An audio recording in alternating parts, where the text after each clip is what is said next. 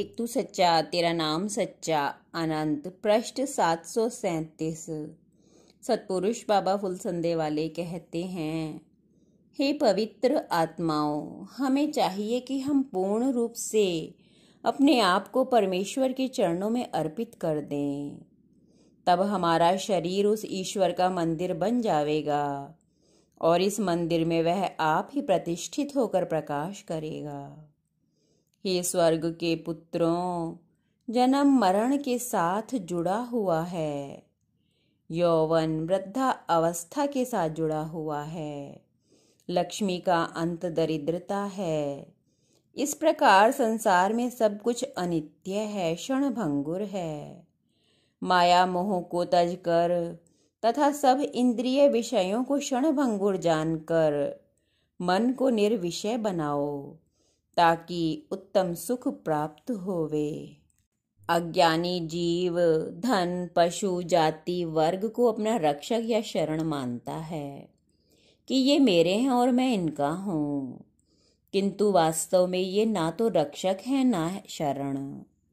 इस संसार में बाल की नोक जितना भी स्थान ऐसा नहीं है जहाँ इस जीव ने अनेक बार जन्म मरण के कष्ट को न भोगा हो। अहो, वह भव समुद्र दुरुत है, इसका अंत बड़े कष्ट से होता है।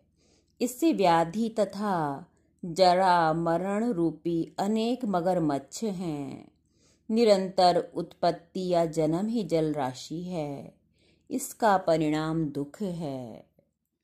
ज्ञान से संपन्न जीव उत्तम तीर्थ अथवा तट हैं, क्योंकि वह ज्ञान रूपी दिव्य नौका के द्वारा संसार समुद्र को पार करते हैं। प्रत्येक जीव अपने अपने कर्म फल को अकेले ही भोगता है। ऐसी स्थिति में जगत में कौन अपना है कौन पराया, ये तो कुछ कहा नहीं जा सकता। ज्ञान और आराधना के प्रकाश से युक्त ये आत्मा ही शाश्वत है। शेष सब देह तथा राग आदि भाव आत्मा को बंधन में डालने वाली बेड़ियां हैं। इन बेड़ियों में बंधा हुआ जीव दुखों को प्राप्त होता है। इन बेड़ियों से छूटकर वह मुक्त हो जाता है। अज्ञानी मनुष्य दूसरे लोगों के लिए चिंता और शोक करके व्यथित होता है, किंतु भवसागर में कष्ट भोगने वाली अपनी आत्मा को चिंता नहीं करता।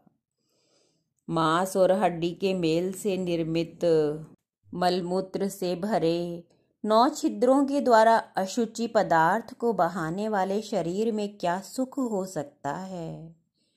शरीर की व्यर्थ क्रियाओं को शांत करे, वाणी से व्यर्थ प्रलाप न करे, मन से व्यर्थ चिंतन न करे।